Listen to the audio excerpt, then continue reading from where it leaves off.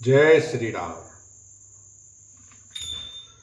सुमिर महेश कहि निहोरी, बिनती सुनहु सदा शिव मोरी। आशुतोष तुम अवधर दानी, आरती हरऊ दीन जनु जानी। फिर महादेव जी का स्मरण करके उनसे निहोरा करते हुए कहते हैं, हे सदाशिव, आप मेरी विनती सुनिए। आप आशुतोष शीघ्र प्रसन्न होने वाले और अवधरदानी, मुंह मांगा दे डालने वाले हैं। अतः मुझे अपना दीन सेवक जानकर मेरे दुख को दूर कीजिए। तुम प्रेरक सबके हृदय, सोमति राम देव। बचन मोर तज रहे घर, परिहरि चील तने। लखन सिया राम, जय जय राम। आप प्रेरक रूप से सबके हृदय में हैं।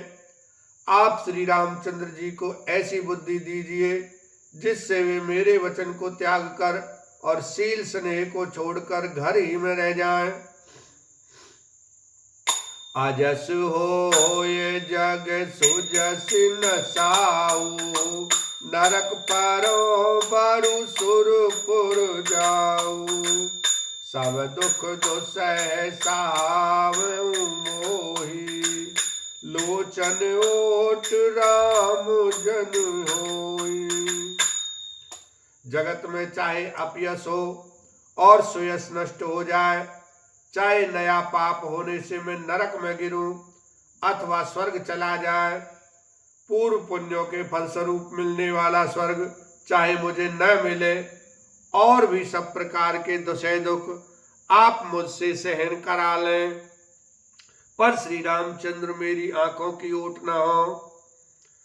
अस मन गुनई राव नहीं बोला, पीपर पात सरस मन डोला। रघुपति पित ही प्रेम बस जानी, पुनि कछु कही मात अनुमानी। राजा मन ही मन इस प्रकार विचार कर रहे हैं, बोलते नहीं। उनका मन पीपल के पत्ते की तरह डोल रहा है। श्री रघुनाथ जी ने पिता को प्रेम के वश जानकर और यह अनुमान करके कि माता फिर कुछ कहेगी तो पिताजी को दुख होगा,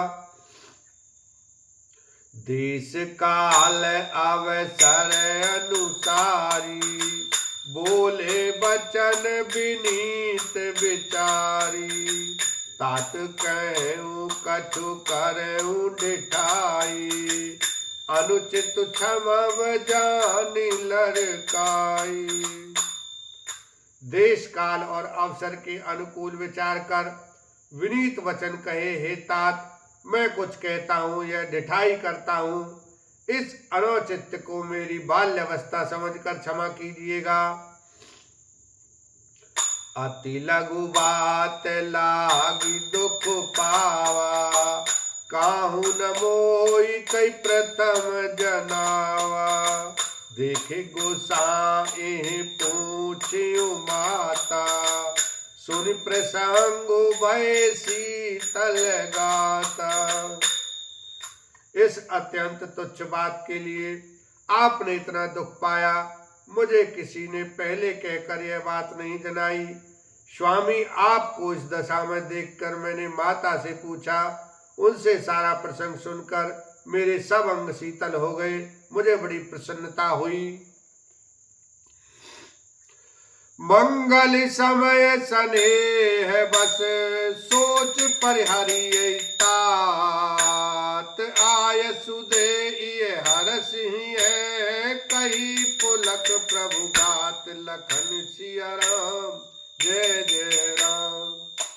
हे पिताजी, इस मंगल के समय स्नेहवश होकर सोच करना छोड़ दीजिए और हृदय में प्रसन्न होकर मुझे आज्ञा दीजिए। यह कहते हुए प्रभु श्री रामचंद्र जी सर्वांग पुलकित हो गए। धन्य जनमु जगती तलतासु, पितै प्रमोद चरित सुनि जासु। चार पदार्थ कर तलता के, प्रिय पितु मात प्राण समझा के। उन्होंने फिर कहा, इस पृथ्वी तल पर उसका जन्म धन्य है जिसके चरित्र सुनकर पिता को परम आनंद हो, जिसको माता पिता प्राणों के समान प्रिय है। चारों पदार्थ अर्थ धर्म काम मोक्ष उसके करतलगत मुट्ठी में रहते हैं। आयसु पाल जन्म फल पाई, एहं बेगी हो रजाई। विदा मातु सन आवऊ मागी, चली हूँ बनई बहुरी पग लागी। आपकी आज्ञा पालन करके और जन्म का फल पाकर मैं जल्दी ही लौट आऊंगा, अतः कृपया आज्ञा दीजिए। माता से विदा मांगा आता हूँ, फिर आपके पैर लगकर प्रणाम करके वन को चलूंगा। अस कही राम गवन तब कीना, भूप शोक बस उतरु नदीना। नगर व्यापी गई बात सुती थी, छुअत चढ़ी जनु सवतन बीछी। ऐसा कहकर तब श्री रामचंद्र जी वहां से चल दिए। राजा ने शोकवश कोई उत्तर नहीं दिया।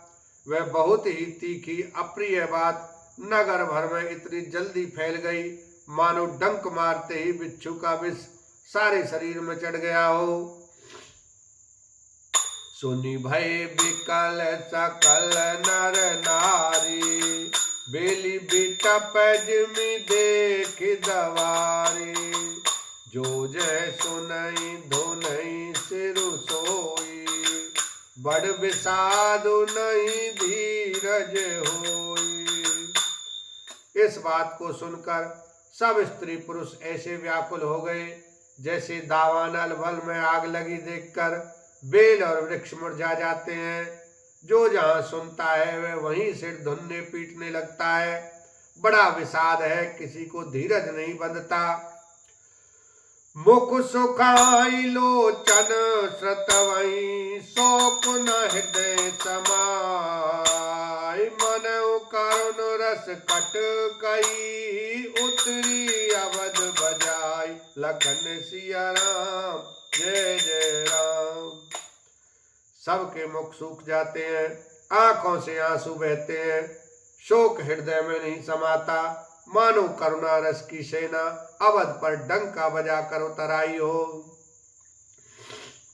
मिले माज विधि बात बिगारी, जहते दे के कही गारी। एहि पापिनी बोझ का परेऊ, छाई भवन पर पावक धरेऊ। सब मेल मिल गए थे, सब संयोग ठीक हो गए थे। इतने में ही विधाता ने बात बिगाड़ दी। जहां तहां लोगों के कई को गाली दे रहे हैं, इस पापनी को क्या सूझ पड़ा जो इसने छाए घर पर आग रख दी। बोलो सियावर रामचंद्र की जय, उमापति महादेव की जय।